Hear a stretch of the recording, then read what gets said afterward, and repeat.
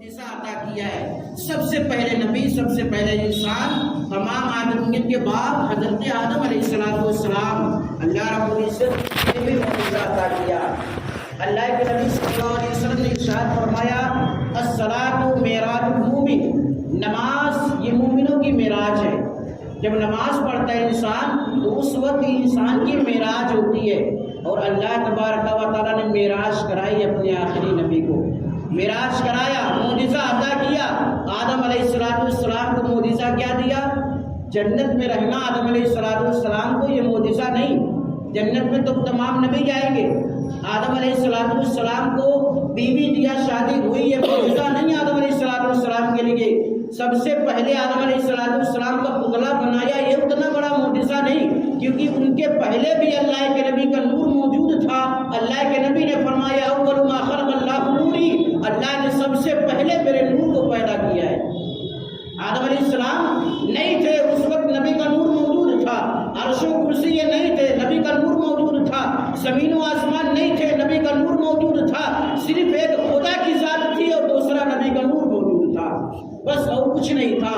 تو یہ معجزہ نہیں، معجزہ تو یہ ہے آدم علیہ السلام کا کہ اللہ تبارک و تعالیٰ نے آدم و حوا کو جب دنیا کے اندر اتارا، جنت سے گندم کا دانہ کھانے کے بعد آدم و حوا کو جب دنیا میں اتارا گیا نا، تو آدم علیہ السلام اور حضرت حوا 300 برس تک ایک دوسرے سے ملے نہیں۔ 300 برس تک، ایک کو ہندوستان کے اندر اتارا گیا، ایک کو سدھا میں اتارا گیا، تو دونوں جن کا آپس میں میل ملاپ 300 برس تک نہیں ہوا۔ ادھر آدم علیہ السلام تلاش کر رہے ہیں ماں حوا کو، ادھر ماں حوا حضرت آدم علیہ السلام کو تلاش کرتی ہے۔ لیکن ایک شب آئی، ایک صبح آئی، آدم علیہ السلام بھی اسی سرزمین پر اور حضرت حوا بھی اسی سرزمین پر وہی موجود ہوئے۔ اب دیکھیں معجزہ آدم علیہ السلام کا، اور اس سے ایک نصیحت بھی ہمیں، ایک سیکھ بھی ملتی ہے۔ آدم علیہ السلام اور حضرت حوا کہاں ملے جانتے ہیں؟ عرفات کے میدان میں، جہاں حجاج جاتے ہیں نا، حاجی 4 لاکھ 6 لاکھ روپیہ خرچ کر کے ایک دیش سے جا کر کے وہ عربستان کی سرزمین پر پہنچتا ہے، بڑی مشکلوں کا سامنا کرنے کے بعد انسان عرفات کے میدان میں پہنچتا ہے۔ آدم و حوا جب عرفات کے میدان میں پہنچتے ہیں، دونوں جن کا جب ایک دوسرے کا سامنا ہوا، ایک دم فیس ٹو فیس جب دونوں کھڑے ہوتے ہیں، آدم علیہ السلام نے حضرت حوا کو پہچان لیا، حضرت حوا نے آدم علیہ السلام کو پہچان لیا، لیکن دونوں کہتے ہیں ہم سے ایک خطا ہو گئی ہے، غلطی ہو گئی ہے۔ اللہ تبارک و تعالیٰ نے جس کے عوض میں، جس کے بدلے میں ہمیں جنت سے نکال دیا ہے، اب ہمیں کیا کرنا چاہیے؟ دونوں اللہ کی بارگاہ میں دعا کرتے ہیں، اپنی پیدائش کا وسیلہ لیا لیکن دعا قبول نہیں ہوئی۔ آدم علیہ السلام نے اپنے نبی ہونے کا وسیلہ لیا لیکن دعا قبول نہیں ہوئی۔ تمام دعائیں مانگ رہے ہیں لیکن کوئی دعا قبول نہیں ہوئی۔ اتنے میں حضرت جبریل علیہ السلام تشریف لائے۔ عرفات کا میدان ہے، جہاں حاجی جاتا ہے نا، وہاں بیٹھ کر کے دعائیں مانگا کرتا ہے، وہی عرفات کی سرزمین ہے۔ جبریل علیہ السلام آئے، آدم علیہ السلام سے پوچھا ہے، آدم بتاؤ تم نے جو خطا کی تھی نا، غلطی کی تھی، اس کے لیے تم نے توبہ کیا یا نہیں کیا؟ اپنے غلطی پر شرمندہ ہو کیا نہیں ہو؟ مانتے ہو اپنی خطا کی یا نہیں مانتے ہو؟ آدم علیہ السلام نے کہا مانتا ہوں، میں نے بہت سارا وسیلہ لیا لیکن نہ جانے پروردگار دعاؤں کو قبول کیوں نہیں کرتا۔ جبریل علیہ السلام فرماتے ہیں میرے پاس ایک آفر ہے، ایک چیز ایسی ہے جس کی وجہ سے، جس کے صدقے میں، جس کے وسیلے سے اللہ تبارک و تعالیٰ تمہاری دعا کو قبول کر لے گا۔ آدم علیہ السلام نے کہا بتاؤ نا کیا بات ہے، کیا وسیلہ ہے وہ، کیا چیز ہے وہ؟ جبریل علیہ السلام نے کہا آدم ایک چیز یاد کرو، ایک چیز یاد کرو، اللہ تبارک و تعالیٰ نے جب تمہارے دل کے اندر روح ڈالی تھی نا، جسم کے اندر، تو روح 3 مرتبہ باہر آ گئی تھی، اور چوتھی مرتبہ جب روح کو ڈالا گیا تھا تو روح اٹھائی گئی تھی۔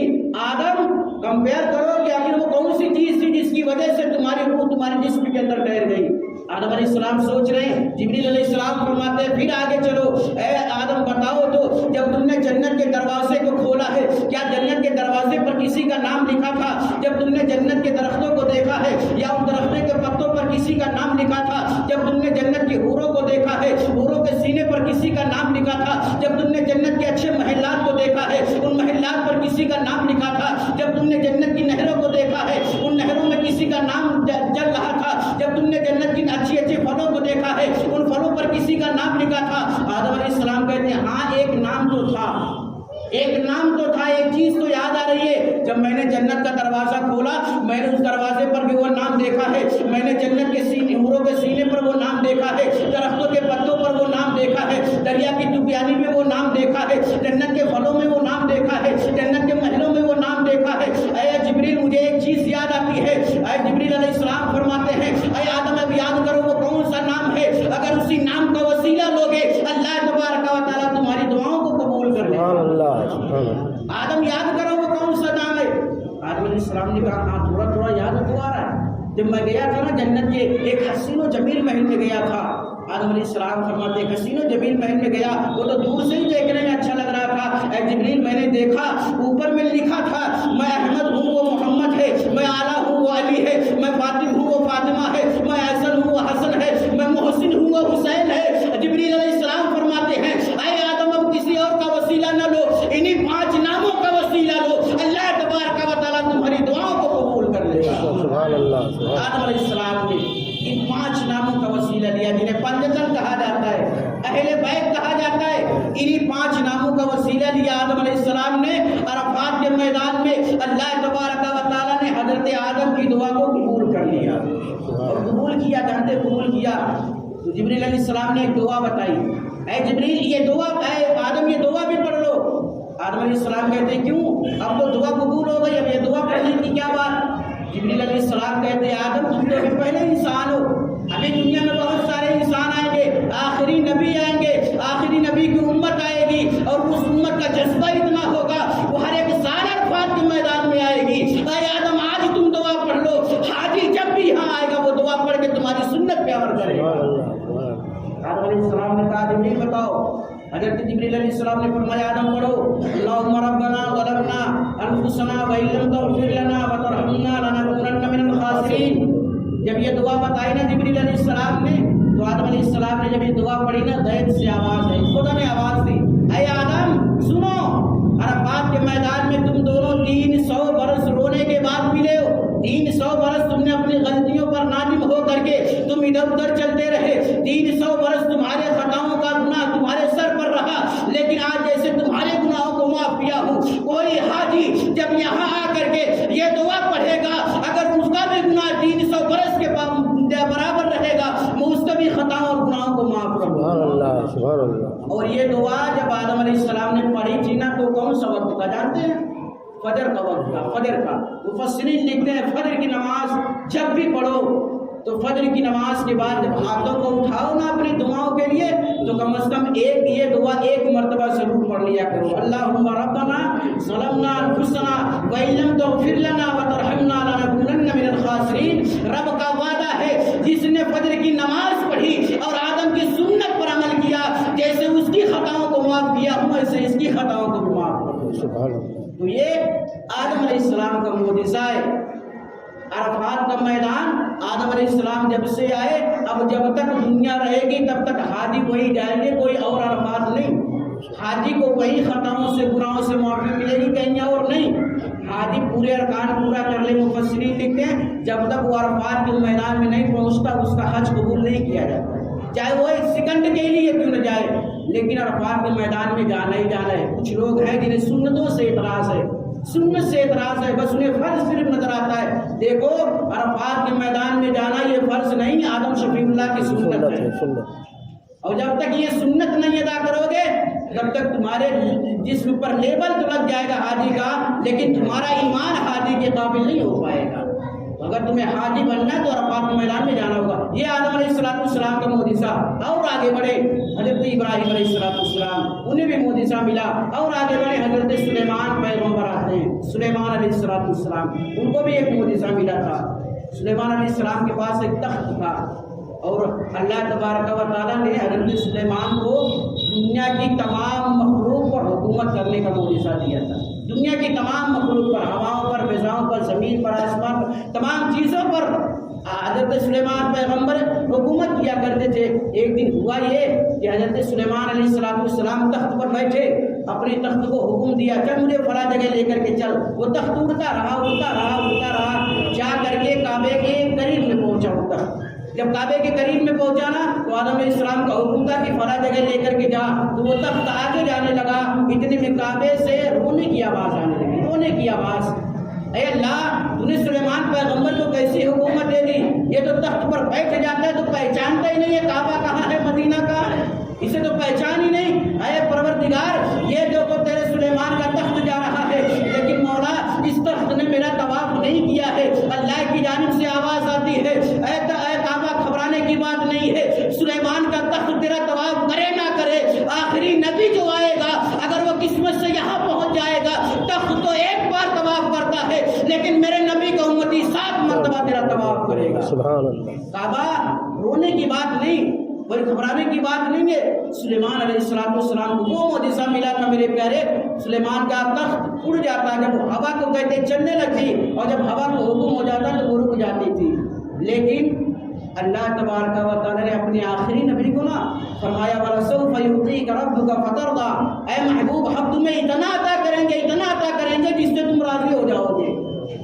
آدم کو معجزہ دیا، موسیٰ کلیم اللہ کو، ابراہیم خلیل اللہ کو، اسماعیل ذبیح اللہ کو، تمام نبیوں کو اللہ تبارک و تعالی نے معجزہ دیا، لیکن اپنے آخری نبی کو وہ معجزہ دیا اور دینے کے بعد کہہ دیا سبحان الذی اسریٰ بعبدہ لیلا من المسجد الحرام الی المسجد الاقصی، پاک ہے وہ ذات جو بندے کو رات میں لے کے گئی مسجد حرام سے مسجد اقصی تک، نبی کو وہ معجزہ دیا۔ ارے آدم کو اگر معجزہ دیا عرفات میں جانے کا، وہاں آدھی پہنچ جاتا ہے عرفات کے میدان میں۔ اگر ابراہیم علیہ السلام کو معجزہ دیا بیٹے کے گردن پر چھری چلانے کا، قربانی کرنے کا، حاجی مینا میں جا کے قربانی دے دیتا ہے۔ موسیٰ علیہ السلام کو اگر ان کی عصا میں وہ طاقت تھی جہاں وہ لگا دیتے پانی نکل جاتا، میرے نبی کی انگلی جہاں لگ جاتی تھی پانی نکل جاتا تھا۔ اللہ نے جتنے نبیوں کو معجزہ دیا نا، ہر ایک معجزہ اکیلے میرے نبی کے ساتھ میں سمیٹ کر کے ڈال دیا، اور جب یہ آیت کریمہ فرمایا تو اللہ نے وعدہ کیا محبوب تجھے وہ معجزہ دے رہا ہوں نہ تجھ سے پہلے کسی کو دیا نہ رہتی دنیا تک پھر کسی کو دوں گا۔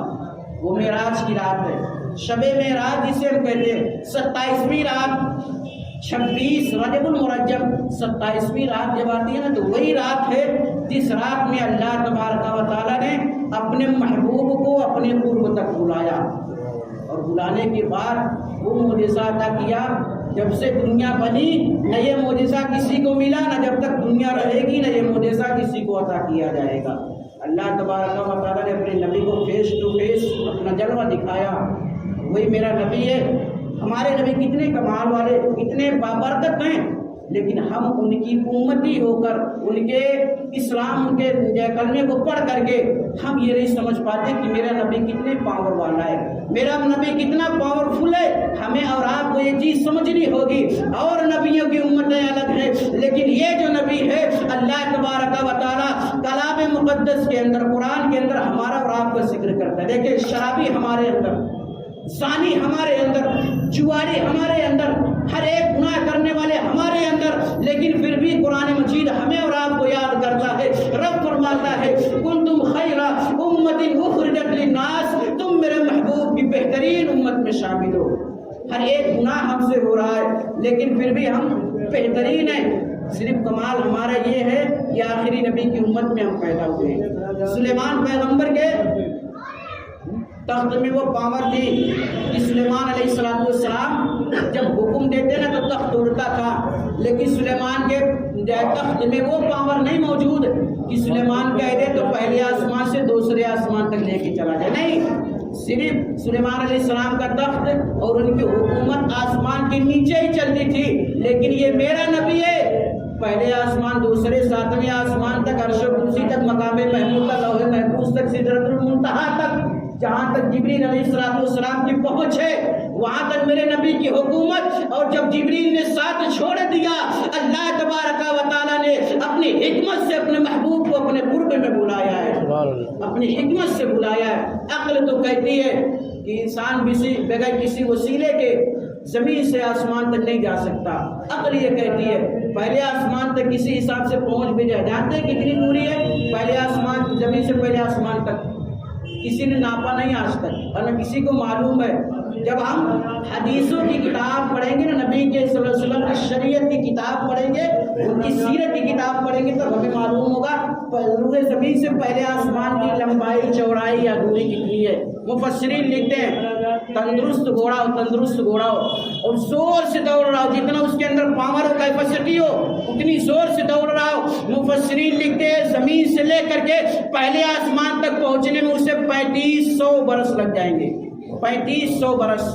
और मेरे नबी को जो मोजिज़ा हुआ ना, मेराज हुई, शायर कहता है कुंडी भी रही हील थी, बिस्तर भी रहा गर्म। जमीन से आसमान तक 3500 बरस का रास्ता, लेकिन शायर क्या कहता है, कुंडी भी रही हील थी, बिस्तर भी रहा गर्म, पल भर में अर्श फर्श तक आए गए मोहम्मद, पल भर में। 3500 बरस का रास्ता, पहले जमीन से पहले आसमान तक, फिर वहां से लेकर के दूसरे आसमान तक 3500 बरस, फिर तीसरे चौथे, यानी तमाम चीजों को मेरे नबी ने पल भर में सफर किया। और ये जानते हैं, कहने में सिर्फ पल भर, लेकिन जिब्रील अलैहिस्सलाम ने निशानदेही कर दी थी कि मेरे नबी को सफ़र करने में कितना टाइम लगा था। सफ़र करने में मेरे नबी की ज़ाहिरी ज़िंदगी कितनी थी? 63 बरस की ज़ाहिरी ज़िंदगी, 63 बरस। जिब्रील अलैहिस्सलाम आए, जब मेरे नबी का विसाल का टाइम आया ना, जिब्रील अलैहिस्सलाम आए, या रसूलल्लाह, अल्लाह तबारक व तआला ने हुक्म दिया है कि आपकी रूह को निकाला जाए। तो मेरे नबी फरमाते, जिब्रील, अल्लाह ने तो मुझसे वादा किया था कि मेरी उम्र 90 बरस की है, लेकिन अभी तो सिर्फ 63 बरस मेरी उम्र हुई और तुम चले आए मेरी रूह को कब्ज़ करने के लिए। जिब्रील अलैहिस्सलाम फिर गए रब की बारगाह में, मौला तेरा नबी एतराज़ करता है, वो कहता है कि उसकी उम्र 90 बरस की है, अभी तो ज़ाहिरी ज़िंदगी 63 बरस की हुई। जिब्रील अलैहिस्सलाम से मेरे अल्लाह ने फरमाया, ऐ जिब्रील, जाओ कह दो कि मेरे नबी की 90 बरस की उम्र पूरी हो गई। जिब्रील अलैहिस्सलाम आए, या रसूलल्लाह, अल्लाह ने कहा है कि आपकी 90 बरस की उम्र पूरी हो गई। मेरे नबी ने फरमाया, कैसे? जिब्रील अलैहिस्सलाम ने फरमाया, रसूलल्लाह सुने, जब आप मेराज में गए थे ना, 63 बरस तो आपकी हो गई जिंदगी, है तो आपको मालूम है, लेकिन जब आप मेराज में गए थे, अल्लाह तबारक व तआला ने तमाम चीजों को ठहरा दिया था। या रसूल अल्लाह, रूए जमीन से लेकर के आप रब के कुर्ब तक गए, फिर वहां से वापस रूए जमीन पर आए। या रसूल अल्लाह, 1-2 दिन नहीं बल्कि 27 साल का अरसा गुजर चुका था। 27 साल लग गए थे मेरे नबी के मेराज करने में। तो ये अल्लाह रब्बुल इज्जत ने उस वक्त को ठहरा दिया था, उतनी टाइम 27 बरस ये और 63 बरस मेरे नबी की ज़ाहिरी ज़िंदगी मिला करके 90 बरस की मेरे नबी की ज़िंदगी। तो ये मेराज जो मेरे नबी की हुई, ये 26 रजब और 27वें शब की रात में हुई। तो उस रात में हमें और आपको क्या करना चाहिए? उसके पहले लोग नमाज नहीं पढ़ते थे। जब नबी की मेराज नहीं हुई थी ना, तो उसके पहले नबी कोई नमाज नहीं पढ़ता था। मक्के में मेरे नबी मौजूद थे। जब मेरे नबी ने ऐलान नबूवत फरमाया, ऐलान नबूवत 40 बरस में फरमाया, उसके 6 या 7 बरस के बाद मेरे नबी को मेराज हुई, अल्लाह के कुर्ब में गए। फिर वहाँ से जब ये तोहफा ले करके आए ना नमाज का, तब अपने उम्मतियों को हुक्म दिया है, मेरे उम्मतियों अब नमाज अदा करो, नमाज। लोगों ने पूछा, या रसूलल्लाह, ये नमाज क्या है? नमाज क्या चीज़ है? इसके पहले तो हम कभी नहीं किए, हमें तो मालूम नहीं है। अल्लाह के नबी ने फरमाया, सलातु मिफ्ताहुल जन्ना, ये नमाज जो है ये जन्नत की कुंजी है। मेरे साहबा, अगर जन्नत में जाना चाहते हो ना तो नमाज को अदा किया करो। जब ये पास रहेगी, जन्नत की कुंजी पास रहेगी, तो जन्नत में जाने के लिए तुम्हें आसानी होगी। तो उसके पहले लोग नमाज नहीं पढ़ते थे। शब मेराज हुई जब मेरे नबी की, नबी तोहफे के तौर पर ये नमाज लेकर के आए, और आज अल्हम्दुलिल्लाह हर एक नबी को मानने वाला इस तोहफे को कबूल व मकबूल किया करता है। नमाज हमें कबूल है ना कि नहीं कबूल है? कुछ लोग होंगे जिन्हें एतराज़ होगा, और एतराज़ हो क्यों ना, उन्होंने लगा लिया दिलो दिमाग दुनिया में, उन्हें आखिरत का ख्याल ही नहीं आता, इस वजह से उन्हें नमाज में दिलचस्पी नहीं। इसी मस्जिद के अंदर कितने लोग ऐसे होंगे, अभी 2 रकात फर्ज की नमाज पढ़ के चप्पल पहन के निकल जाएगा।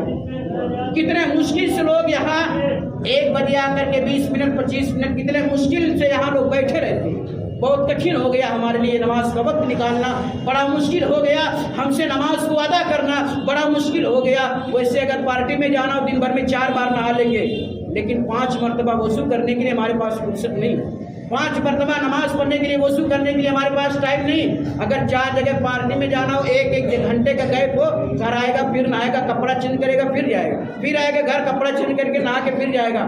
लेकिन नमाज पढ़ने के लिए हफ्ते में 1 मरतबा कुर्ता निकाल लिया, पहन लिया, के जुमा पड़ा, ले जाके टांग दिया, फिर आया हफ्ते में कुर्ता पहना चलाया पड़ी नहीं। صرف جمعہ کی نماز فرض نہیں ہمارے اوپر، تحفے میں ملا تو صرف جمعہ نہیں ملا، تحفے میں ملا صرف عید کی نماز نہیں ملی، ارے تحفے میں ہمیں 5 وقتہ نماز ملی ہے۔ خیر فرماؤ موسیٰ کلیم اللہ کا کہ اللہ کے نبی کو 9 مرتبہ واپس کر کے 45 مرتبہ کی نماز کو معاف کرا دیا، ورنہ آج ہم سے 5 نہیں ادا ہوتی تو 50 کیسے ادا ہو سکتی؟ ان کا احسان ہے۔ تو ہم اور آپ اس پر تھوڑا غور و فکر کیا کریں کہ ہمیں اور آپ کو نماز جیسا تحفہ ملا اور کوئی معمولی چیز نہیں، اس کے پہلے کسی نبی کے امتی کو یہ چیز نہیں ملی، صرف ملی ہے تو ہمیں ملی ہے۔ اور یہ کیا ہے نماز جو ہے کیا ہے؟ صراط معراج المومن مفتاح الجنہ، یعنی بہت ساری حدیثیں اس پر ہے۔ مومن کی معراج بھی ہوتی ہے، جنت کی کنجی بھی ہے، اس میں سکون بھی ہے، اقتدار بھی ہے، عزت بھی ہے، شہرت بھی ہے، دولت بھی ہے، ہر ایک چیز ہے، لیکن بشرطے اللہ کے نبی نے فرمایا صلو کما رأیتمونی یصلی، نماز ایسے ادا کرو جیسے مجھے ادا کرتے ہوئے دیکھے۔ اگر ویسی ادا ہوئی تو ہمیں ساری چیز ملے گی، اور اگر نہیں ادا ہوئی تو صرف ہم سر پٹک کے آ کر کے 2 رکعت پڑھ کے چلے جائیں گے۔ لاسٹ میں کیا ہوا؟ جب رزلٹ آئے گا، یہ جمعہ کی نماز جو ہم پڑھ رہے ہیں نا، اگر صحیح ادا نہیں ہوئی ہوگی تو جب رزلٹ آئے گا تو یہ لکھا تو ہوگا لیکن اس کے اپوزٹ میں فاؤنڈیشن لگا ہوگا، یعنی یہ ہماری قبول نہیں، کسی کام کی نہیں، ایک مرتبہ آئے بھی ہفتے میں وہ بھی فضول چلا گیا۔ تو اس پر تھوڑا غور کیا کریں کہ نماز کیسے پڑھیں اور کیسے ادا ہوگی۔ جب ہماری ادا ہوگی نماز ہے نا، تو آج جو ہمیں نماز پڑھنے کے بعد بھی سکون نہیں ملتا، یقیناً اللہ کے نبی نے فرمایا جب تم نماز پڑھو گے اور نمازیں ادا ہوں گی تو تمہارا ظہر سے لے کر کے عصر تک دل و دماغ سکون میں رہے گا، عصر سے لے کے مغرب تک دل و دماغ سکون میں رہے گا، جہاں جاؤ گے اچھا بھی لگے گا اور بھولاپن بھی محسوس ہوگا۔ لیکن یہ نماز پڑھنے کے بعد ہمیں سکون کیوں نہیں؟ کیونکہ ہماری نمازیں ٹھیک طریقے سے ادا نہیں ہو پاتی ہیں۔ ہمیں اور آپ کو اس پر غور و فکر کرنے کی ضرورت ہے۔ ایک پرچہ میرے پاس ملا ہے، وہ شاید 19 اور 20 فروری اتوار اور دوشنبہ